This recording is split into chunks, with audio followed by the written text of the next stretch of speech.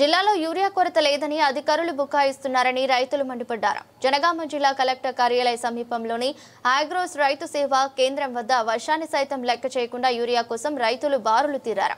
ఉదయం నుంచే క్యూ లైన్లో నిల్చొని యూరియా బస్తాల కోసం పడిగాపులు కాస్తున్నారు. తీరా అధికారులు టోకెన్లు అయిపోయాయని చెప్పడంతో ఆగ్రహించిన రైతులు కలెక్టర్ కార్యాలయం ముందు ఆందోళనకు దిగారు. తమకు యూరియా బస్తాలు ఇప్పించాలని డిమాండ్ చేశారు. నేను 10 ఎకరాల పొలము నేను కౌలుకి తీసుకున్నా. ఎకరానికి వచ్చేసి 10,000 రూపాయలు నేను ఎకరానికి కౌలుకి ఇచ్చేస్తున్నా. ఎకరాలకు కలిసి ₹1,00,000 ఇవ్వాలి. ఇలా 40 రోజులు నేను యూరియా కోసం ప్రతిరోజు వచ్చిన టోకన్లు ఇవ్వకుండా ఒక యూరియా బస్తా కూడా ఇవ్వకుండా అరిగోసలు పెడుతున్నారు ఈ కాంగ్రెస్ పార్టీ వాళ్ళు. 10 ఎకరాలకు ఒక బస్తా 2 బస్తాలు ఏం సరిపోతాయి అని ఎన్నిసార్లు వచ్చినా ఒక టోకన్లు ఇయ్యరు.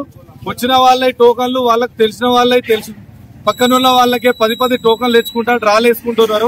మాకు ఇమ్మంటే ఇవాళ ఇస్తాం రేపు ఇస్తాం అనుకుంటా. నేను నాటేసి ఇప్పుడు 10 రోజులు అయినా 40 రోజులు దాటిపోతుంది. ఇంకో 10 రోజులకు యూరియా వేయకుంటే ఆ పంట కూడా రాదు. మెయిన్ గా యూరియా లేకపోతే పంటనే పండదు.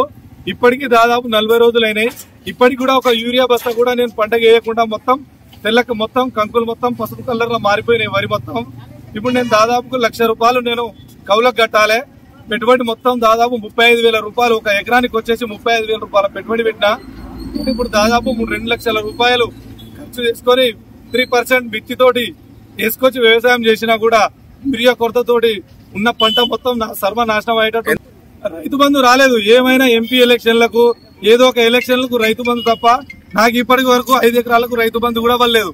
కౌలుదారులకు నేను ఏ విధంగా డబ్బులు ఇవ్వాలో నాకు అర్థం కావడం లేదు. ఇప్పుడు ₹1,00,000 వాళ్ళకి కట్టాలి.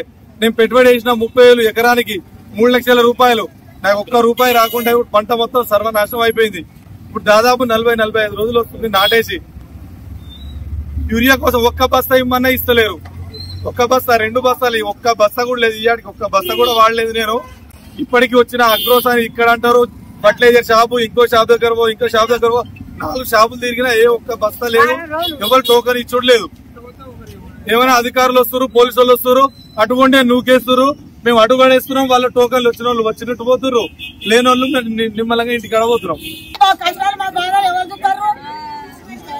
ఏమైంది ఏమంటుంది? పొద్దున వస్తున్నాం, పొద్దుగా లైన్ లో నిలబడి కాలు కూర్చున్నాం. ఇప్పుడు లాస్ట్ టోకన్లు లేవని అంటారు. లేవన్నా ఇప్పుడు టోకన్లు లేవు. వేరే షాపుకి వచ్చానంటారు. ఏ షాపు వాళ్ళ మాకు తెలియదు. ఏ షాపుకి పోయి కావాలి మేము 7 గంటలకు వచ్చినాం. 7 గంటల నుంచి నిలబడితే మాకు టోకన్లు అందలే. 100 టోకన్లు అయిపోయినాయి అని అన్నారు. వాళ్ళకి టోకన్లు ఇచ్చుడు బంద్ చేసిండు. ఇప్పుడు మళ్ళీ ఇద్దరేమోనంటే మళ్ళీ ఇప్పుడు లేవని అంటారు. ఈ రోజు రైతుల కష్టాలు ఏందో ఇక్కడ మన ఆగ్రో సెంటర్ దగ్గర చూస్తే, కలెక్టర్ ఆఫీస్ ఎదురుగానే ఉన్నది ఆగ్రో సెంటర్. ఆగ్రో సెంటర్ దగ్గర చూస్తే రైతుల పరిస్థితి యూరియా గోస ఎట్టుందో కనబడడం లేదా.